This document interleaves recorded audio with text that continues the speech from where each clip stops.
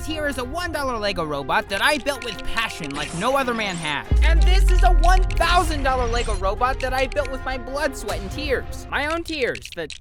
The tears were my own. This robot is loaded with bricks. A big surprise. A picture of yo mama riding a bike. No doubt this thing has it all, but we'll get back to this later. So I did some research, and it turns out the average Lego piece costs 10 cents. And this little robot is made up of 10 pieces, which equals $1. And in this video, I'm comparing this $1 Lego robot to a $10 Lego robot, a $100 Lego robot, and then the $1,000 Lego robot. I went and did the math, y'all. That's gonna take like 10,000 pieces. Needless to say, I am very frightened. I'm very scared at this. Right here, I am building the $10 robot. Now this one should equal 100 pieces, but I lost my mind. I went crazy on this one and made 3 different 100-piece robots. The first one being the scorpion robot. This thing is as creepy as they come. The 6 legs and 2 arms are definitely not making me feel comfortable around this thing. I'm not gonna lie. And then there's the massive stinger on his tail. That kind of bothers me too. But I also installed these 2 stud shooters on the top of its head. And with that, I can shoot all the minifigures that I don't like. Why is that so satisfying? You gotta build this and let me know what you think. For the next 100-piece robot, I built this futuristic military tank. I realize now that I've built it, it does kind of look like a Tesla Cybertruck, but please don't judge. I can tell you're judging me right now. I think the 2 different color tones on this tank really make it futuristic. And as you can see on the top here, I added a cannon. That little puppy can do 360-degree turns. With that bad boy, I've never missed a single oncoming villain. And for the last 100-piece robot, I have this robot that I made in this video here. Check it out next. Sadly, it doesn't equal 100 pieces. But if we make this minigun and mount that on his shoulder and add these flames to his jetpack, you'll have something that's pretty close to 100 pieces, but also just a really cool combat robot. And that is it for the 300-piece builds. We have a scorpion, a tank, and a combat robot. Please let me know which one you liked more in the comments below, because honestly, on my own, I cannot find a winner here. Next, we are building the 1,000-piece robot, like woo or whatever. So I did start by building the base of the car using these Technic bricks. Now I did want to add tires on this that could actually turn. So I got a couple of these 1x3 thingamabobs and I attached those to one end of the vehicle. It's kind of hard to explain, but if you add a Technic brick to each end of that 1x3, you can create this buttery smooth swaying effect for those tires. I then added some axles to the opposite side of the vehicle. And after that, I added some tires to each side, and the base of this robot is now looking juicier than a 2-liter bottle of fruit punch. By the way, we're making this robot for Tom here. He's going to school for science. Yay. But his roommate Gary is like really mean or something like that, and I guess he claimed the bottom bunk. And Tom is like 480 years old. He can't get up there. At least not without falling every time. So long story short, we have to build him a robot. Something strong that can lift him up on his bed every single night. And let's be honest with ourselves, what's better than an articulated robot hand? This is gonna be really hard to build, but can I build it? Well, I started by adding these studs to the Technic bricks, and those will be used to attach these Lego plates. And I'm using those tiny little Lego pieces to support one big base plate on top. Are you confused? Yep, so am I. But here's the cool part. On top of this little base plate, we're gonna make him a science room. And it's a secret science room, so we can't have any windows. I started with putting down some tiles to create a floor. And I think this black flooring really looks science-like. Now we just really need a desk for this room. Sort of like this one. And on top of it, I'm gonna add this keyboard, this computer, this mouse, a pen, and a coffee cup. I added all those to the desk, and then I realized we still have one space open. So obviously I put a pineapple there. What'd you think I was gonna put, a watermelon?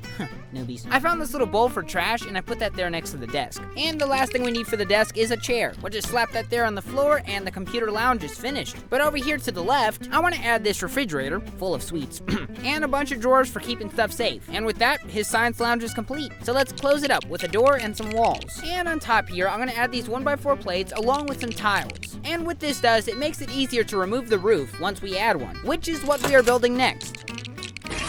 All we gotta do is just put that on top, and as you can see, it's much easier to take off. I did add some cabinets on the outside here. I put this fire extinguisher in one, and in the other cabinet, I added this ratchet and a screwdriver. And with that, this little box of science is officially completed. And with that done, we are ready to move on to the arm. So I built this pad on the roof, and it has this little connective piece right in the middle. And now if we connect another octagon plate, it'll be able to turn. Can we just pretend that I blew your mind just now? Now we're just gonna build 2 walls, and these 2 walls are gonna have 2 Technic connective pieces in them. And this is gonna hold hold up this giant block I'm building here. And at the top of this block, I'm gonna add a couple of these Technic pieces again. And if we add this other piece to his arm, that'll allow it to reach things that are far away. Now, my idea for the hand. If we add this axle piece, and then add these bricks that fit the axle pieces, those bricks can slide up and down the axle, which would allow this robot to grab something. And in this case, Tom. So all we need to do now is make it look a little cooler with these angled slope pieces. And with that, the arm is complete. But we still need something to power the arm. So I built this Lego battery and ran a wire from that to the Lego arm. And with that, it is officially time to lift Tom up to the top bunk. And just when I thought we had completed the greatest goal of all time, Gary decided that he did want the top bunk after all, and so I spent the whole afternoon beating him up.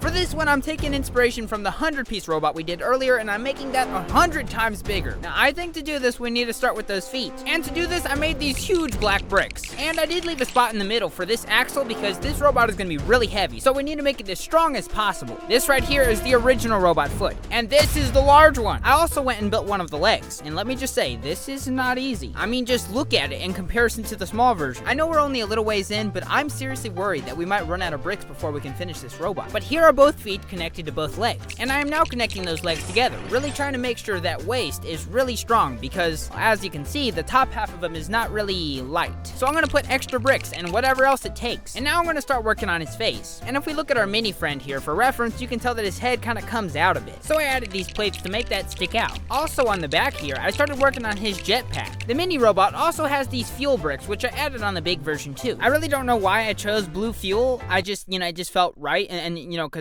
so the robot's waist and below is complete. And just as I was gonna start building the head, I thought it would be fun to build a house inside of the robot. So I went ahead and built these walls to sort of form a living room. Gotta be the weirdest idea I've ever had to put inside of a Lego robot. So I continued with putting down this northern eco-friendly, one-of-a-kind oak wood, and that'll be the flooring in here. The next thing we're gonna need is a Lego bed. We'll just add the bed on this side. We'll also need this fancy little lamp. I've used this before, but we're gonna use it again. Of course, we're gonna need a couch. We'll just put that there in the living room area, and we just cannot do without the old TV now. Come on. And we'll just slap that one on the wall there. And I also added these picture frames. Hey look, there's your mama riding a bike. And I'm going to finish this room up with this staircase. It is now completed. We basically just made a house inside of a skyscraper. But you're probably wondering who's gonna live in this house. I actually built it for the $1 robot that we built in the beginning. So yep, he's the one that gets to enjoy this comfiness. And now that this is done, my friends, we need to get to building the rest of the robot. Most of the robot's head is really just adding a lot of the same color bricks. You can see on the mini robot here that his face kind of curves at the top. So we're gonna have to work on that. But for now, we need to work on getting his jetpack finished. I also did add this hallway that would let the mini robot go from the living room to outside. I put down some more northern oak wood, and then I finished the walls on both sides. So here's the living room, and that leads to this door, which leads to outside. But beside of that, we have this empty room, which is where I'm gonna put these Lego batteries that I invented. So I put down another floor, except gray this time, and then I slapped those batteries right in that room. We are like 95% done at this point. So I went ahead and built these hands. Pretty much the same thing we used for the feet earlier. I then built this box similar to its leg, and I attached the hand to it, which can turn, by the way. I then made another box and attached that to the rest of his arm. Look at that size difference. And I had to build another one exactly the same. I attached those arms with this axle piece. And after connecting those, I hurried to finish the robot's head. And this is our finished product. Look at it in comparison to the mini robot. Thank you so much for watching. Please subscribe, and I will see you in the next video.